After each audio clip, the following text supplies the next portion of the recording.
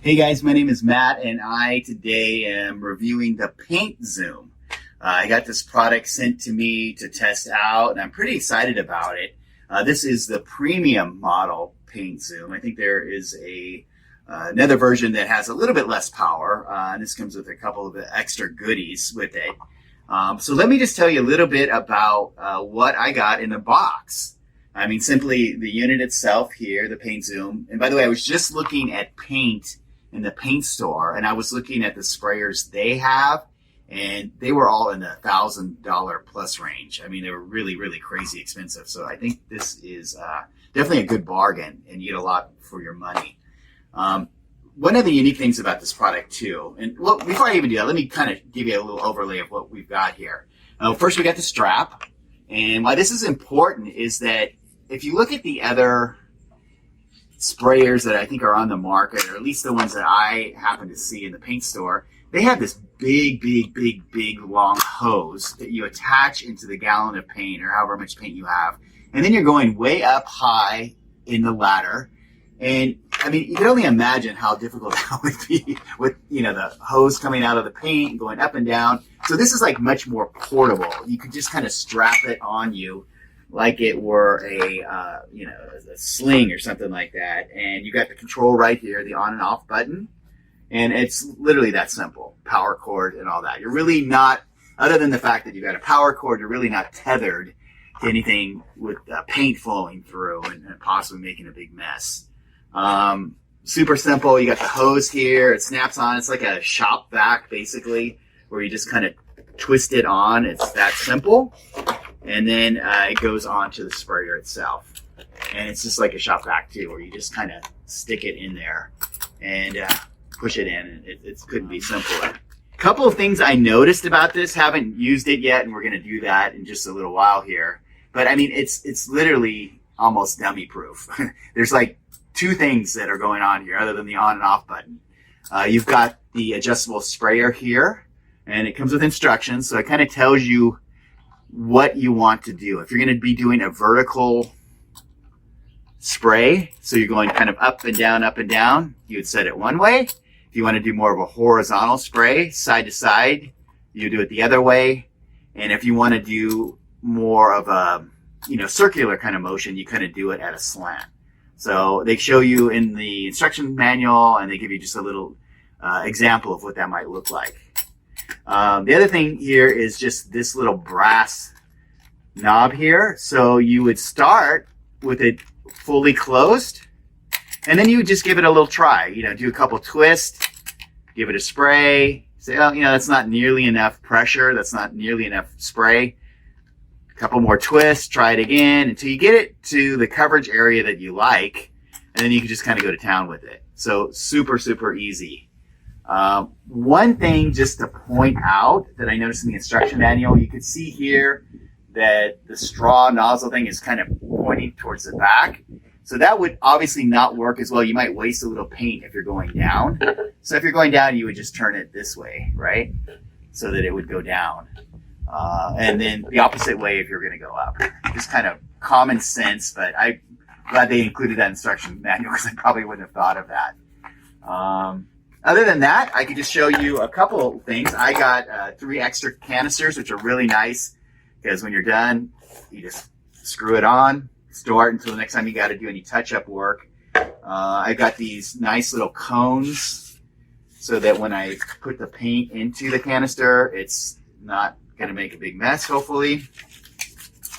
And last but not least is with paint, particularly latex paint, as I was reading through the instruction manual, you don't necessarily need quite as much paint because you're spraying it. So this just gives you a little idea of how much water that you could potentially add to the paint. And that paint will last even that much further. So the instruction manual really tells you just no matter how quickly the paint comes through. For the first project I'm doing, I'm using stain. And with stain, they recommend that you just do not water it down or put any kind of mineral spirit in it at all. You could simply just use it full strength. So that is really it. This is the Paint Zoom. I'm excited. I've got 4 or 5 painting projects already lined up. Today, the first thing I'm going to do is try to paint my dock, or stain my dock, I should say, what I'm excited about that is that I've rolled it before and it was really messy and some drips went into the water and I wasn't sure that's really healthy for the environment. So I think using the paint zoom, it's going to be much easier and cleaner, and potentially I won't waste any product. So we'll see you down at the dock. All right, here we are with the very first project that I've got with the paint zoom. I've got the paint loaded up here in the canister. And as you can see, I'm going to paint my dock here. Very little prep work. All I did was hose it down, got a couple cobwebs and some bird poop off of it. I'm going to take these little lights because they're solar. But other than that, I expect to spend very, very little time doing any prep work. And most of the time, just doing the spray work. So here we go. Let's give it a shot. Turn the unit on.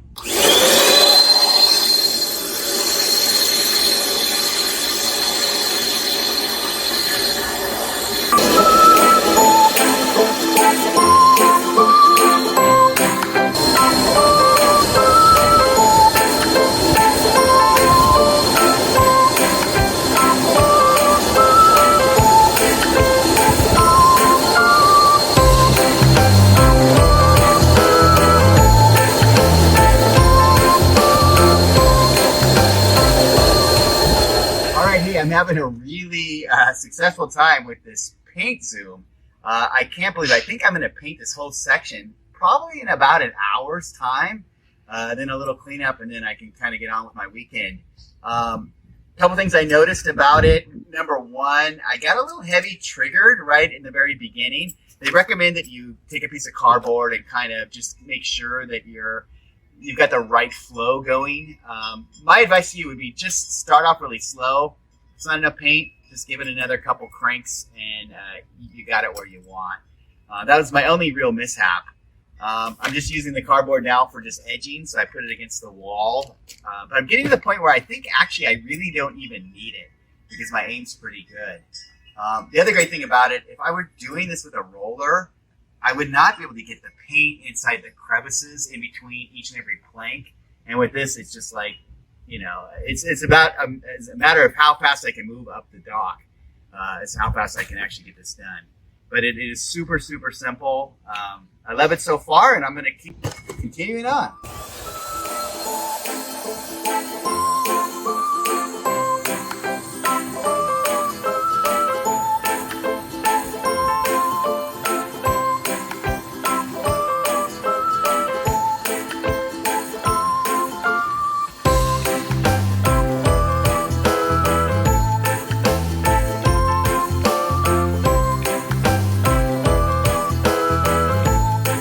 There you have it. I completed here what I wanted to do. I think it took me a couple hours time.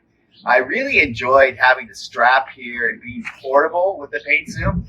I had to kind of really bend over and spray a lot of the area that I think would have been really hard to do with a roller or brush. And I could see, oh, I missed something. I can easily just run up there and, you know, kind of take care of it in no time.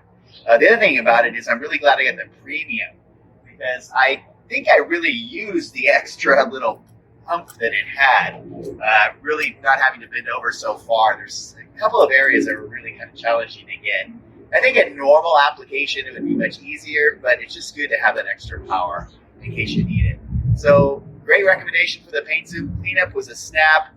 You know, you just take it off, put soap and water, clean it off in the sink, and that took me just a couple minutes, and I was good to go. So it really gives me more time to enjoy my weekend here in the lagoon. Love the paint zoom.